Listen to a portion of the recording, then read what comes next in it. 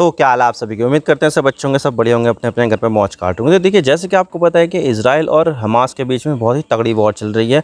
7 महीने से ज़्यादा हो चुके हैं और आने वाली 7 जून को यहाँ पर 8 महीने हो जाएंगे। तो तब से यहाँ पर जो लड़ाई है वो चल रही है और अभी तक इसमें यहाँ पर जो फ़लस्तीन है उसके यहाँ पर 35,000 से भी ज़्यादा लोग मारे जा चुके हैं। 36,000 तक का आंकड़ा जो है जल्दी पूरा हो जाएगा। और यहाँ पर अभी भी इजराइल रुका हुआ नहीं है, बल्कि लगातार अपने हमले कर रहा है। और अभी तो रिसेंटली यहाँ पर उसने राफा, जहाँ पर लगभग 10 लाख के करीब यहाँ पर जो लोग रहते हैं, वहाँ पर भी उसने हमले स्टार्ट कर दिया। और इसको लेकर यहाँ पर जो ह्यूमन राइट्स और जो अमेरिका था उसने तक भी यहाँ पर कह दिया कि भाई यहाँ पर अगर तुमने हमला किया तो यहाँ पर डिज़ास्टर आ जाएगा। लेकिन यहाँ पर इजराइल किसी की बात मान नहीं रहा है और उसने यहाँ पर लगातार हमले कर दिए हैं और यहाँ पर राफा में हमले चालू कर दिए। अब देखना वाली बात होगी यहाँ पर कितने ज़्यादा लोगों की मौत होगी। लेकिन यहाँ पर ह्यूमैनिटेरियन क्राइसिस तो यहाँ पर आ ही गया है और यहाँ पर खाने पीने की कमी है, पीने के पानी की कमी है, सही से खाना नहीं मिल रहा है, दवाइयाँ नहीं मिल रही हैं, लोगों के घर उजड़ गए हैं, लोग जो है टेंटों में रहने के लिए मजबूर है। और वैसे भी उनके ऊपर हवाई हमले हो रहे हैं, ग्राउंड अटैक हो रहे हैं, टैंकों से अटैक हो रहे हैं, आर्टिलरी शेल्स गिर रहे हैं उनके घर पर। तो बहुत ही ज़्यादा खतरनाक सिचुएशन चल रही है अभी गाज़ा की। लेकिन अगर यहाँ पर हम इंटरनेशनल लेवल पर बात करें कि भाई यहाँ पर इस चीज़ का सल्यूशन क्या होने वाला है, तो यहाँ पर जो ज़्यादातर लोग हैं वो यहाँ पर यही मानते हैं कि भाई यहाँ पर 2 स्टेट सल्यूशन होना चाहिए। कि भाई यहाँ पर जो इजराइल और गाज़ा के बीच में या इजराइल और फ़लस्तीन के बीच में जो भी विवाद है उसमें यहाँ पर अगर 2 स्टेट होंगे तो सबसे बेस्ट सल्यूशन वही है कि एक स्टेट यहाँ पर जो है इजराइल के लिए और एक स्टेट यहाँ पर फ़लस्तीन के लिए। तो तब यहाँ पर जो सल्यूशन है इस पूरे मामले का यहाँ पर निकल जाएगा। तो यहाँ पर जो सल्यूशन है वो यहीं पर यही है कि भाई 2 स्टेट सल्यूशन होना चाहिए। और अब से नहीं, लगभग जब से इजराइल का जन्म हुआ है ना, तो तब से यहाँ पर 2 स्टेट सल्यूशन की बात हो रही है। लेकिन अभी तक भी यहाँ पर जो फ़लस्तीन है उसको एक पूरे देश के रूप में मान्यता नहीं मिली है। और यहाँ पर जो फ़लस्तीन है वो यूनाइटेड नेशन जनरल असेंबली में भी यहाँ पर एक नॉन मेंबर ऑब्जर्वर स्टेट है। लेकिन फिर भी यहाँ पर ये जो चीज़ है वो यहाँ पर 2 स्टेट सॉल्यूशन से ही यहाँ पर बात होनी चाहिए। और भारत भी यहाँ पर इसी चीज़ को सपोर्ट करता है कि भाई भारत जो है इस चीज़ को सपोर्ट करता है कि यहाँ पर जो फ़लस्तीन है वो उसको यहाँ पर एक इंडिपेंडेंट स्टेट होना चाहिए और भारत इसको रिकॉग्नाइज़ भी करता है। तो ये चीज़ है। अब देखिए, यहाँ पर जो यूनाइटेड नेशन के 193 देश है मेंबर, उनमें से यहाँ पर 140 के लगभग तो यहाँ पर सपोर्ट करते हैं। लेकिन जो ज़्यादातर जो वेस्टर्न देश है, वेस्टर्न यूरोपियन देश है ख़ास तौर से, वो देश यहाँ पर इसको सपोर्ट नहीं करते। लेकिन यहाँ पर जो चीज़ है वो धीरे धीरे यहाँ पर अब बदल रही है गाज़ा वॉर की वजह से। और अब यहाँ पर 3 और देशों ने फ़लस्तीन को यहाँ पर रिकग्नाइज़ करने का फ़ैसला कर लिया है। वो जो 3 देश है वो है स्पेन, आयरलैंड और नॉर्वे। जो यहाँ पर पहले तो फ़लस्तीन को यहाँ पर एक देश के रूप में मान्यता नहीं देते, लेकिन अब यहाँ पर उन्होंने फ़ैसला कर लिया है कि भाई अब यहाँ पर हम फ़लस्तीन को मान्यता देंगे ही देंगे। और यहाँ पर आने वाली 28 मई को हम यहाँ पर फ़लस्तीन को एक देश के रूप में मान्यता देंगे। तो आज इसके बारे में डिटेल के साथ बात करते हैं कि भाई यहाँ पर जो चीज़ें हैं वो यहाँ पर किस तरह से होगी, किस तरह से यहाँ पर जो फ़लस्तीन है उसके फ़ायदे की बात होगी, क्यों यहाँ पर जो इजराइल है वो गुस्से में आ गया है, तो बात करते हैं। लेकिन उससे पहले अगर आप चैनल पर नए हो ना तो चैनल को सब्सक्राइब जरूर कर दो ना। वीडियो को पसंद आया तो वीडियो को भी लाइक कर देना। तो चलिए वीडियो शुरू करते हैं। तो देखिए, यहाँ पर जो आयरलैंड और यहाँ पर जो स्पेन है वो यहाँ पर काफ़ी समय पहले से बात कर रहे थे कि भाई यहाँ पर जो फ़लस्तीन है उसको एक देश के रूप में मान्यता देनी चाहिए। तो यहाँ पर आयरलैंड और फ़लस्तीन तो अब यहाँ पर फैसला लिया, लेकिन साथ में यहाँ पर जो नॉर्वे है उसने भी यहाँ पर फैसला ले लिया कि नहीं, अब यहाँ पर जो मामला है ना वो यहाँ पर हम यहाँ पर फ़लस्तीन को एक देश के रूप में मान्यता दे देंगे।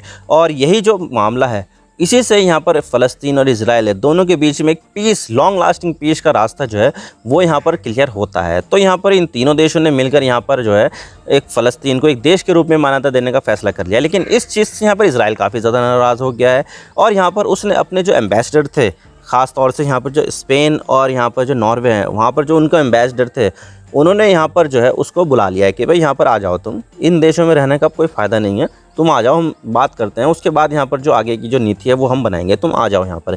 तो यहाँ पर जो इजराइल है उसने यहाँ पर नॉर्वे से और आयरलैंड दोनों देशों से अपने जो एम्बेसडर है वो यहाँ पर वापस बुला लिया। स्पेन में उनका एम्बेसडर था नहीं, तो इस वजह से यहाँ पर जो स्पेन है वहाँ तो क्या बुलाते, तो इसी वजह से यहाँ पर जो इजराइल है उसने यहाँ पर नॉर्वे और आयरलैंड से यहाँ पर अपने एम्बेसडर को बुला लिया है। अब देखिए, यहाँ पर भले से इस चीज़ से यहाँ पर इजराइल काफ़ी ज़्यादा नाराज़ हो गया हो, लेकिन यहाँ पर जो फ़लस्तीन है वो काफ़ी ज़्यादा खुश हुए। ख़ास तौर से जो महमूद अब्बास, जो फ़लस्तीनी अथॉरिटी के जो राष्ट्रपति है ना, वो यहाँ पर काफ़ी ज़्यादा खुश हो गए और इस चीज़ को यहाँ पर काफ़ी ज़्यादा वेलकम किया जा रहा है। और इसके अलावा जो हमास है, जो यहाँ पर गाज़ा पट्टी को रूल करता है ना, तो वो भी इस चीज़ से खुश है। लेकिन यहाँ पर इजराइल काफ़ी ज़्यादा नाराज़ हो गया है। तो यहाँ पर इजराइल को तो भाई ऑब्वियसली यहाँ पर जो नाराज़ होने वाली वजह है, और वजह मैं वो आगे बताऊँगा कि क्यों वजह यहाँ पर जो है इजराइल नाराज़ हुआ है। अब देखिए, अगर यहाँ पर हम स्पेन की बात करें तो उसने यहाँ पर फ़लस्तीन को क्यों रिकॉग्नाइज़ किया है, तो उसके पीछे वजह ये है कि भाई यहाँ पर जो मामला है दोनों देशों के बीच में, वो काफ़ी समय से पेंडिंग चल रहा था और यहाँ पर दोनों देशों के बीच में काफ़ी ज़्यादा हिंसा भी होती थी। तो यहाँ पर इनके बीच में जो है ना पीस करने की भी कोशिश की जा रही थी। कभी यहाँ पर अमेरिका पीस मेकर बनता था, तो कभी यूरोपियन के कोई देश। तो यहाँ पर जो यूरोप का जो देश स्पेन है ना, वो भी यहाँ पर एक मीडिएटर बनकर सामने निकल कर आया था 1988 के करीब। तो यहाँ पर जब ओस्लो अकॉर्ड हुआ था, वो तो यहाँ पर नॉर्वे में साइन हुआ था, लेकिन उसके पीछे की जो बैकग्राउंड की जो चीज़ें हुई थी वो यहाँ पर स्पेन के ज़रिए ही की गई थी। तो स्पेन के ज़रिए यहाँ पर जो चीज़ें हैं वो यहाँ पर शुरू की गई थी। तो यहाँ पर जो स्पेन है वो तो यहाँ पर यही मानता है कि भाई यहाँ पर अगर दोनों देशों के बीच में शांति करानी है तो तब यहाँ पर जो इजराइल है उसको तो देश मानो, लेकिन साथ में यहाँ पर फ़लस्तीन को भी एक देश मानना चाहिए ही चाहिए। तो इजराइल को तो उसने पहले से एक देश मान रखा था, लेकिन अभी तक भी यहाँ पर फ़लस्तीन को यहाँ पर उसने एक देश माना नहीं था। लेकिन अब जितनी ज़्यादा मौतें यहाँ पर गाज़ा में देखने को मिल रही है, तो इस वजह से यहाँ पर जो ह्यूमैनिटेरियन लॉ है वो भी यहाँ पर काफ़ी ज़्यादा टूटे हैं। और जो स्पेन की जो सिंपैथी है ना, वो यहाँ पर गाज़ा के लोगों के साथ, फ़लस्तीन के लोगों के साथ आ गई है। तो यहाँ पर उन्होंने फ़लस्तीन को एक देश के रूप में मान्यता देने का फ़ैसला कर लिया। और इसके अलावा जो आयरलैंड है उसके भी यहाँ पर डीप हिस्टोरिकल टाइज़ है फ़लस्तीन के साथ, क्योंकि देखा जाए तो आयरलैंड जो है वो पहले एक देश होता नहीं था, ब्रिटेन का ही एक जो है ना हिस्सा होता था। लेकिन यहाँ पर जो चीज़ें है वो यहाँ पर ऐसी होती थी कि भाई ब्रिटिश लोग जो थे वो आयरलैंड को अच्छा नहीं समझते थे। उन्होंने यहाँ पर जो है काफ़ी ज़्यादा अत्याचार किया, टॉर्चर किया उन लोगों के साथ। तो इसी वजह से यहाँ पर जो आयरलैंड के लोग हैं उन्होंने भी यहाँ पर जो है आज़ादी की डिमांड की, और उसके लिए यहाँ पर काफ़ी ज़्यादा खून भी बहाया आयरिश लोगों ने। तो यहाँ पर जो आयरलैंड है उन्होंने भी यहाँ पर अपना जो खून बहाकर अपनी आज़ादी हासिल की है। ठीक इसी तरह से यहाँ पर जो फ़लस्तीन है वो भी अपना खून बहा रहा है ताकि यहाँ पर एक अलग देश उनको यहाँ पर हासिल हो जाए। लेकिन अभी तक भी उनको एक अलग देश हासिल हुआ नहीं है। सारी की सारी चीज़ों पर यहाँ पर इजराइल का कंट्रोल है।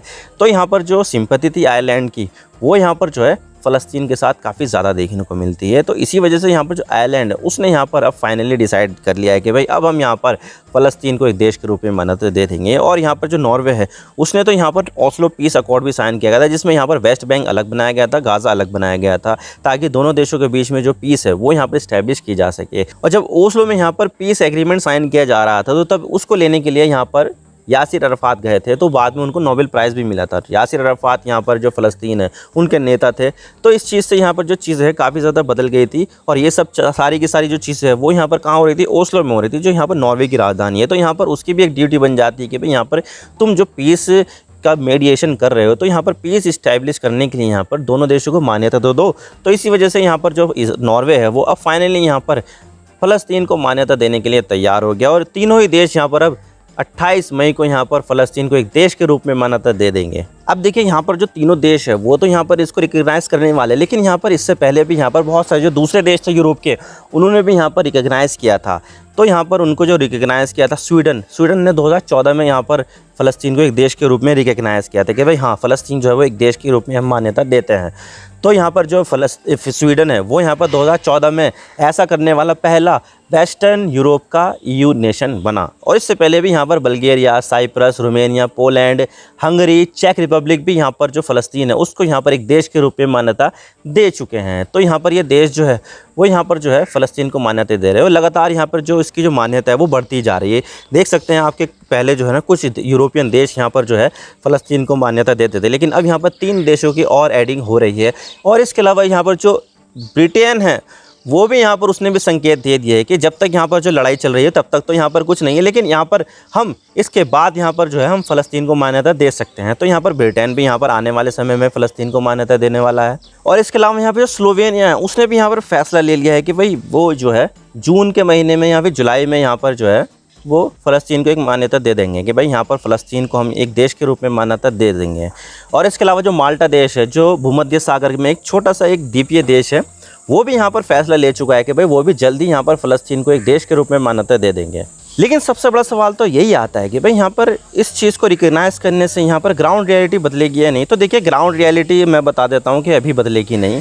यहाँ पर जो इजराइल जो अपने एक्शन ले रहा है वो यहाँ पर लेता ही रहेगा जब तक यहाँ पर जो अमेरिका है वो यहाँ पर जो है इसको मना ना कर दे और यहाँ पर जो है दबाव ना डाले। तो यहाँ पर जो इजराइल है जो भी एक्शन लेता है तो उसके पीछे की जो बैकिंग होती है वो अमेरिका की होती है। तो यहाँ पर जो यूरोपियन देश है वो कुछ खास कर नहीं पाते जब तक यहाँ पर इजराइल के पीछे अमेरिका का हाथ है। तो यहाँ पर जब तक अमेरिका नाराज़ ना हो इजराइल से तो तब तक यहाँ पर इजराइल रुकने वाला है नहीं। लेकिन जिस दिन यहाँ पर अमेरिका नाराज़ हो गया तो उस दिन यहाँ पर जो इजराइल है उसके लिए यहाँ पर डिज़ास्टर हो जाएगा कि भाई यहाँ पर अमेरिका जो है सैंक्शन ना लगा दे। अगर यहाँ पर सैंक्शन लगा दिया तो सारी की सारी जो इकोनॉमी है वो पूरी की पूरी ध्वस्त हो जाएगी। तो उसके बाद में यहाँ पर जो लोग हैं ना इजराइल के, उनके पास पैसों के लाले पड़ जाएंगे। तो फिर वो अपना जीवन देखेंगे या फिर जो है फ़लस्तीन की ज़मीन देखेंगे, तो वो देखने वाली बात होगी।